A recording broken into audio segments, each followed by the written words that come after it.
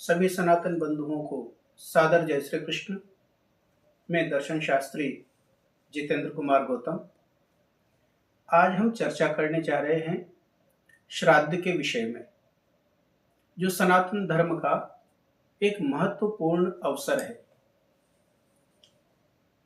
विशेष रूप से श्राद्ध वैसे तो अनेक प्रकार से किए जाते हैं, परंतु हमारी चर्चा का विषय पितृपक्ष में किए जाने वाले सामान्य जन के द्वारा जो ब्राह्मण भोजन आदि करवाए जाते हैं उस पर केंद्रित रहेगा, क्योंकि विषय इतना लंबा है कि एक छोटे से वीडियो में इसको समाहित करना संभव नहीं है। फिर भी महत्वपूर्ण ऐसी बातों पर हम चर्चा करेंगे जिनको जानकारी के अभाव में हम श्राद्ध क्रिया के अंतर्गत त्रुटिपूर्ण रूप से संपन्न करते हैं। जैसे श्राद्ध के विषय में ऐसा लिखा गया है, पुत्रम पौत्र धनम धान्यम कामान्यान्मन सेच्छति। ऐसा पद्म पुराण का कथन है कि श्राद्ध से प्रसन्न हुए पितृगण संतान देने वाले होते हैं, धन धान्य आयु आरोग्य प्रदान करने वाले होते हैं और समस्त सुखों को वो प्रदान करते हैं। तो अपने पूर्वजों के प्रति समर्पण, उनके प्रति कृतज्ञता का यह एक अवसर है जिसमें पितृपक्ष के अंतर्गत हम अपने सभी पूर्वजों को याद करते हैं, उनके प्रति ऐसे कार्य करते हैं जिनसे उनकी तृप्ति हो। ऐसे धर्म सम्मत कार्य पितृपक्ष में किए जाते हैं। श्राद्ध में विशेष रूप से कुतप काल का महत्व बताया गया है। दिवसस्याष्टमे भागे मंदी भवति भास्कर स काल कुतपो श्रेय पितृणाम दत्तमक्षयम। ऐसा वशिष्ठ स्मृति और महाभारत के आदि पर्व में लिखा हुआ है कि दिन का 8वां भाग, 8वां मुहूर्त, उसे हम कुतप काल कहते हैं। एक मुहूर्त लगभग 48 मिनट का होता है, जो दिनमान के अनुसार कुछ न्यून अधिक हो सकता है, परंतु 8वां जो मुहूर्त है उसको हम कुतप काल के अंतर्गत लेते हैं और यही समय श्राद्ध के लिए विहित कहा गया है विशेष रूप से। यद्यपि आज के परिवेश में यदि इस समय नहीं कर पाते तब भी संध्या, रात्रि और बिल्कुल प्रातः श्राद्ध करने से बचना चाहिए। बिल्कुल प्रातः काल श्राद्ध नहीं किया जाता, रात्रि में श्राद्ध का निषेध है और सायंकाल में भी श्राद्ध का निषेध है। इसलिए दोपहर का समय श्राद्ध के लिए विहित किया गया है। श्राद्ध में 3 पवित्र माने गए हैं। ये 3 हैं, त्रीणि श्राद्धे पवित्राणि दोहित्र कुतपस्तिला। श्राद्ध में दोहित्र, कुतपकाल और तिल, इनको बड़ा पवित्र माना गया है। अर्थात जब भी हम श्राद्ध करें या पितृपक्ष में ब्राह्मण भोजन आदि करवाएं तो ऐसे समय में दोहित्र को बुलाना आवश्यक होता है। दोहित्र से तात्पर्य है, जैसे कोई व्यक्ति अपने पिता का श्राद्ध कर रहा है तो उस पिता का दोहित्र उस पुत्र के भांजे को कहेंगे। अर्थात यदि पिता का श्राद्ध किया जा रहा है तो अपनी बहन और भांजे को श्राद्ध में आमंत्रित करना चाहिए। ऐसा मनु महाराज का कथन है और महाभारत में भी लिखा है। इसी प्रकार 3 प्रशंसनीय बातें श्राद्ध में कही गई है। शुद्धि, अक्रोध और जल्दी नहीं करना। श्राद्ध कार्य शुद्धता से होना चाहिए, अशुद्धता बिल्कुल नहीं हो।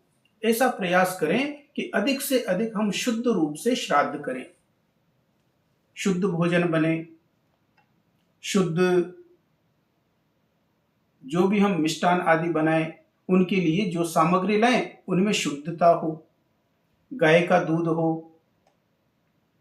इस प्रकार से श्राद्ध का भोजन तैयार करना चाहिए। और श्राद्ध का विस्तार नहीं करना चाहिए, क्योंकि जब विस्तार होगा तो जितना अधिक विस्तार होगा उतनी ही शुद्धता कम होती चली जाती है।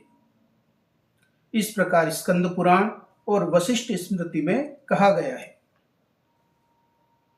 श्राद्ध में भोजन के लिए वेदज्ञ ब्राह्मण को आमंत्रित करना चाहिए, जो वेदों का ज्ञाता हो, वेद पाठी हो।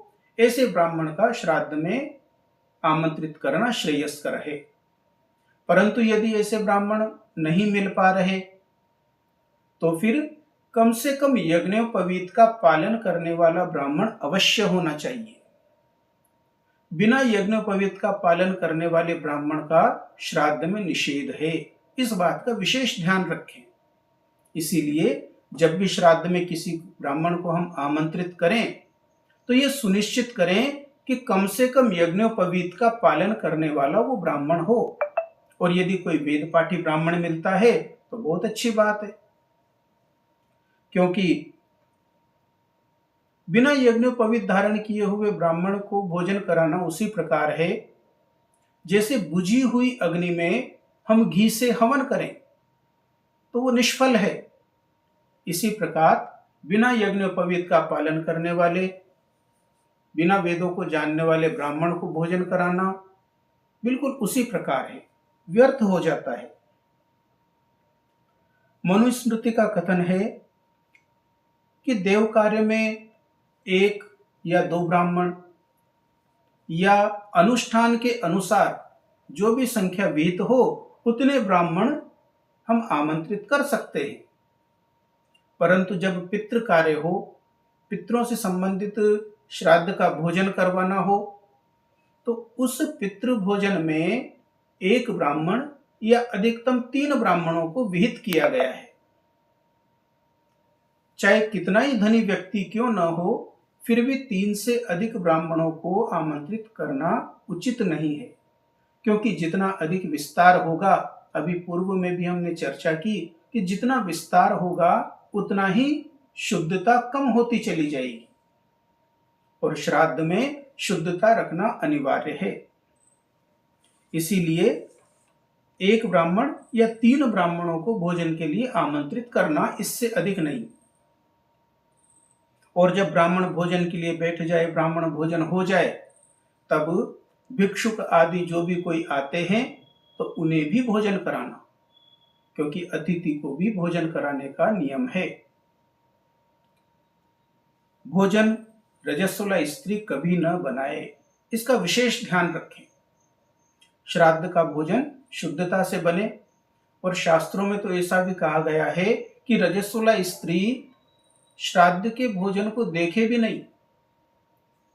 और इसके साथ ही सुअर, बंदर, मुर्गा और कुत्ता, इनसे भी श्राद्ध के भोजन को बचाना चाहिए, क्योंकि आजकल कुत्ता पालने की विशेष परंपराएं हैं। तो ऐसे घरों में जहां कुत्ता पाला जाता है, वहां श्राद्ध के दिन उस कुत्ते को ऐसे स्थान पर बांधें कि वो श्राद्ध के भोजन को अशुद्ध न कर सके, उसको देखे भी नहीं।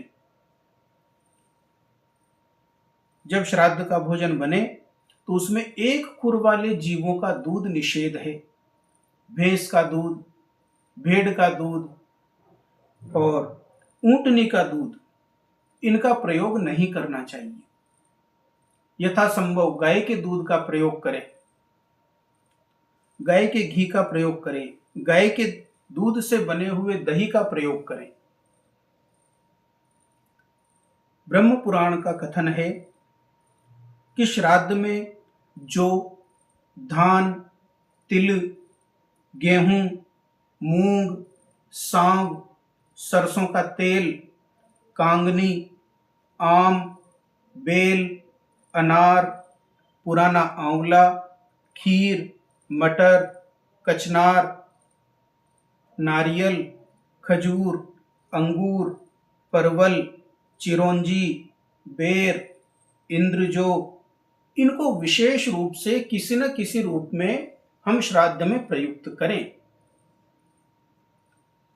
और कूर्म पुराण के अनुसार जो निषेध किया गया है वो है मसूर, अरहर, गाजर, कुम्हड़ा, शलजम, प्याज, लहसुन, हींग, काला नमक, काला जीरा, सिंघाड़ा, जामुन, सुपारी, कुलथ, केत, महुआ, अलसी, पीली सरसों और चना, इनको श्राद्ध में प्रयोग लेने से हमें बचना चाहिए। हम सामान्य रूप से लहसुन, प्याज आदि का निषेध कर देते हैं, परंतु हींग है तो हींग का प्रयोग तो करते हैं, काला नमक है उसका भी प्रयोग कर लेते हैं, परंतु श्राद्ध में इनका भी निषेध किया गया है। तो इस बात का विशेष ध्यान रखें। इसके साथ ही जब श्राद्ध का भोजन हम ब्राह्मणों को करवाएं तो यदि क्षमता है तो चांदी के पात्र में भोजन करवाएं। चांदी का पात्र नहीं है तो चांदी की चर्चा करना भी वही फल देता है। श्राद्ध भोजन के समय यदि चांदी की चर्चा भी कर ली जाए भोजन के पश्चात तो वही फल मिलेगा जो आप चांदी दान करने का फल प्राप्त करते हो। इसीलिए श्राद्ध में चांदी का महत्व है, क्योंकि यह पितृगणों के लिए अक्षय तृप्तकारी है। चांदी के ग्लास से जल मात्र भी यदि पिलाया जाता है तो उससे भी पितृगण तृप्त होते हैं।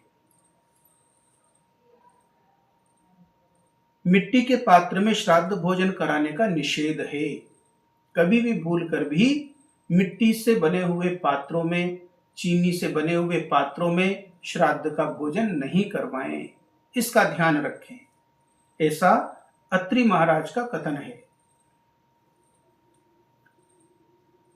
जिस दिन अपने घर में श्राद्ध हो उस दिन श्राद्ध किया, वहां भोजन किया और फिर किसी और के यहां पर हम जाकर के भोजन करें तो यह पाप देने वाला कार्य है। अर्थात जिस दिन अपने घर में श्राद्ध हो उस दिन किसी अन्य घर का भोजन नहीं करना चाहिए, विशेष रूप से श्राद्ध का भोजन। पितृपक्ष में ऐसा होता है कि प्रातःकाल हमने अपने घर पे श्राद्ध किया और सायंकाल किसी और के घर जाकर के हम भोजन करते हैं, तो ऐसा नहीं करना। जिस दिन श्राद्ध है उस दिन केवल अपने घर का ही भोजन करना, ऐसा स्कंद पुराण में कहा गया है। जब ब्राह्मण भोजन करवाया जाए तो मौन से भोजन हो, ऐसा प्रयास होना चाहिए। परंतु यदि मौन से भोजन नहीं भी हो सके तो भोजन के विशेषताओं की चर्चा नहीं करना, भोज्य पदार्थों का वर्णन उस समय नहीं करना चाहिए और न ही ऐसा पूछना चाहिए कि भोजन कैसा बना। ऐसा हमारा स्वभाव होता है कि हम जो ही भोजन कराना शुरू करते हैं और हम पंडित जी से पूछते हैं कि भोजन कैसा बना, तो ऐसा नहीं पूछना। ऐसा जो ही पूछते हैं और पितृगण उस भोजन का निषेध कर देते हैं। इसी तरह भोजन जब हम करवाते हैं, किसी कार्यवश हमें उठना होता है, हम भोजन को लांग जाते हैं, तो उलांगा हुआ भोजन या हमारे अधो वस्त्रों की हवा उस भोजन के लग जाए तो वो भोजन भी श्राद्ध में निषिद्ध होता है। इन बातों का हमें श्राद्ध में विशेष ध्यान रखना चाहिए। और जब ब्राह्मण भोजन हो जाए तो जो उच्छिष्ट पात्र हैं वो उच्छिष्ट पात्र पुत्र को स्वयं उठाने चाहिए। किसी और से उठवाने के स्थान पर स्वयं उन पात्रों को उठा करके रखे और ब्राह्मणों को यथा योग्य, यथा संभव जो क्षमता है उसके अनुसार दक्षिणा और वस्त्र आदि देकर के तृप्त करे और पितृस्त्रोत आदि के पाठ करे। गोपाल सहस्त्र नाम है, पितृस्त्रोत है, इनका पाठ ब्राह्मण भोजन के पश्चात, उससे पहले या उस समय किया जाना चाहिए। इस प्रकार ये श्राद्ध के विषय में कुछ संक्षिप्त चर्चा हमने की और पूर्व में ही यह बता दिया था कि श्राद्ध का विषय बहुत अधिक विस्तृत है। अनेक प्रकार से श्राद्ध होते हैं, तीर्थों में श्राद्ध होते हैं, पार्वण श्राद्ध होते हैं, एकोदिष्ट श्राद्ध होते हैं, अनेक प्रकार के श्राद्ध होते हैं, परंतु ये सामान्य बातें हैं जो प्रत्येक श्राद्ध कर्म में भोजन आदि में विहित होती है, इसीलिए इनकी चर्चा की है।